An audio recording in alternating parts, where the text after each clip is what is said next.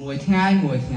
ៃលឺតែសំឡេងរអ៊ូរទាំរបស់យុវជនយើងទៅកាន់ថ្នាក់ដឹកនាំថាបាទនេះបាទនោះទឹកដីមានទំហំមួយសោះការពីឲ្យមានសន្តិភាពនិងសន្តិភាពពេញលេញពុំបានរីឯពួកគេគិតតែពីដើរលេងថឹកស៊ីសបាយប៉ះពួកបនភឿនបើសំដីចិនស៊ីចិនអាវ៉ាគឺត្រូវការសបាយបែបនេះហើយចុះបើនៅតែបន្តបែបនេះទៀតតើឲ្យទឹកដីដល់កំសត់មួយនេះគង់វងបានដោយរបៀបណាទៅយុវជនប្រៀបបានទៅនឹងសសរទ្រូងរបស់ជាតិចុះបើវាកំពុងពុកភ័យបណ្ដាទៅហើយតើឲ្យយើងសង្ឃឹមអ្វីទៀតទៅអង្គវេទិកាទាំងមូលជាទីគោរពជាកិច្ចចាប់ផ្ដើមខ្ញុំសូមគោរពគណៈកម្មការនិងវេទិកាទាំងមូលជាទីស្រឡាញ់ខ្ញុំបាទឈ្មោះសុនវិជ្ជ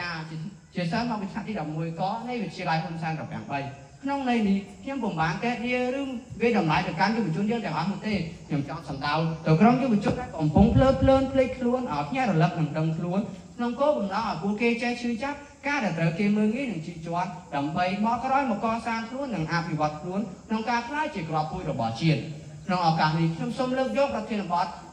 យុវជនខ្មែររួមគ្នាថែបូរណភាពទឹកដីមកធ្វើការបកស្រាយតែផ្ដោតសំខាន់ទៅលើចំនួនព្រំដែនកម្ពុជាថៃកាលពីឆ្នាំ2025កន្លងទៅថ្មីនេះហើយខ្ញុំនឹងបង្ហាញនៅចំណុចសំខាន់ចំនួន3ចំណុចដែលរួមមានទី1សារៈសំខាន់នៃបូរណភាពទឹកដីទី2សារភាពប្រទេសកម្ពុជាបច្ចុប្បន្ននិងទី3ទូនាទីរបស់យុវជនយើងគ្រប់រូបចូលមកដល់ប្រធាន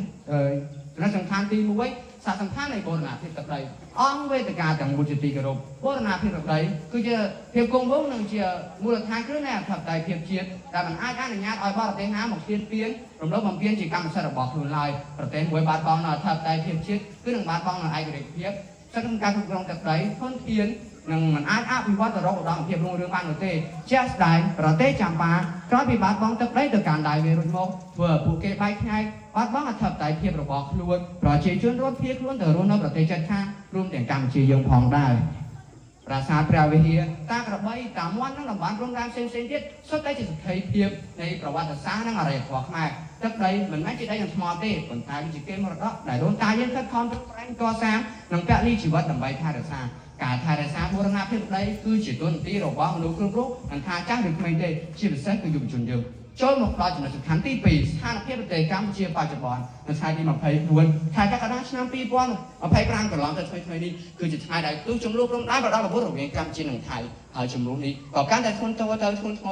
ៅដល់ភាគីថៃនៅថ្ងៃទី7ធ្នូឆ្នាំ2025បើទោះបីជាមានកិច្ចអន្តរាគមន៍នាំមកដល់ការចុះកិច្ចព្រមព្រៀងសន្តិភាពដែលធ្វើផ្ដើមដោយលោកដូណាល់ត្រាំប្រធានាធិបតីនៃសហរដ្ឋអាមេរិកនិងលោកអានវ៉ាអ៊ីប្រាហ៊ីមនាយករដ្ឋមន្ត្រីនៃប្រទេសម៉ាឡេស៊ីក៏ដោយពលរដ្ឋខ្មែរត្រូវបាត់បង់ជីវិតផ្ទះសម្បែងទ្រព្យសម្បត្តិប្រត់ប្រាស់គ្រួសារយ៉ាងអាណត្តិអាធមរីឯ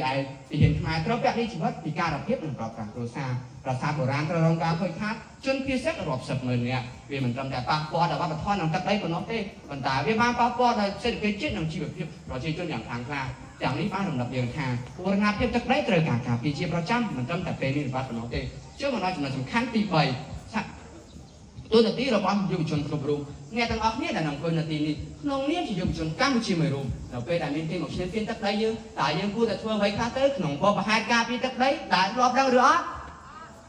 ់គឺគេមិនបានតម្រូវឲ្យយើងទៅពាក់រីឬការកំណត់តទៅនឹងសត្រូវនោះទេគឺគេតម្រូវឲ្យយើងខិតខំសិក្សារៀនសូត្រលើកកម្ពស់ចំណេះដឹងផ្នែកបច្ចេកវិទ្យានិងវិទ្យាសាស្ត្រលើកកម្ពស់ការយល់ដឹងផ្នែកប្រវត្តិសាស្ត្រនិងសារៈសំខាន់នៃព្រំដែនរួមសាមគ្គីគ្នាគោរពច្បាប់អន្តរជាតិនិងគាំទ្ររដ្ឋាភិបាលយើងក្នុងការដោះស្រាយជម្លោះដោយសន្តិវិធីពេលគាំទ្រផលិតផលខ្មែរពេលឯកាផលិតផលប្រទេសណាដែលបង្កបញ្ហាដើម្បីលើកកម្ពស់សេដ្ឋកិច្ចជាតិយើងយកដំណើរនឹងការឈឺចាប់កន្លងមកធ្វើជាមេរៀនដើម្បីអភិវឌ្ឍខ្លួនក្នុងការក្លាយជាកម្លាំងដ៏ពិតប្រាកដរបស់ជាតិយុវជនរួមគ្នាគឺជាកម្លាំងមួយដែលគ្មានកម្លាំងណាអាចប្រៀបតាមបានទេណាមិត្តទាំងអស់គ្នាសរុបជារួមមកបូរណភាពទឹកដីគឺជាអ្វីដែលយើងមិនអាចខ្វះបាននោះទេគឺត្រូវតែមានទឹកដីទើបមានយើងគ្រប់គ្នាវាបានផ្ដល់មកនៅឯករាជ្យជាតិអធិបតេយ្យភាពជាតិនិងភាពគង់វង្សនៃវប្បធម៌សាសនានិងទំនៀមទម្លាប់ប្រពៃណីខ្មែរយើងហើយក្នុងនាមជាយុវជនយើងជាយុវជនខ្មែរមួយរូបយើងត្រូវតែរួមគ្នាថែបូរណភាពទឹកដីដោយទឹកចិត្តស្នេហាជាតិនិងការទទួលខុសត្រូវខ្ពស់ជាក្នុងឱកាសនេះសូមលើកមករៀបដៃដបសំណូមពរដល់យុវជនយើងទាំងអស់គ្នាថាចូលចាប់ផ្ដើមពីថ្ងៃនេះតទៅខិតខំរៀនអភិវឌ្ឍខ្លួនចូលរួមនិងរួមជាកម្លាំងដើម្បីជាតិយើងក្នុងការថែរក្សាឯករាជ្យជាតិការពារមរតកនិងលើកកម្ពស់សន្តិភាពតែមិនត្រូវដោះដូរដោយបូរណភាពទឹកដីនោះឡើយមាតុភូមិត្រូវការយើងរីឯយើងទាំងអស់គ្នាត្រូវការមាតុភូមិមួយដែលពេញលេញដោយសុភាសិតខ្មែរយើងមួយឃ្លាបានលើកឡើងថាសាមគ្គីរស់បែកបាក់សាមគ្គីស្លាប់សូមគោរពអរគុណនិងសូមអរគុណ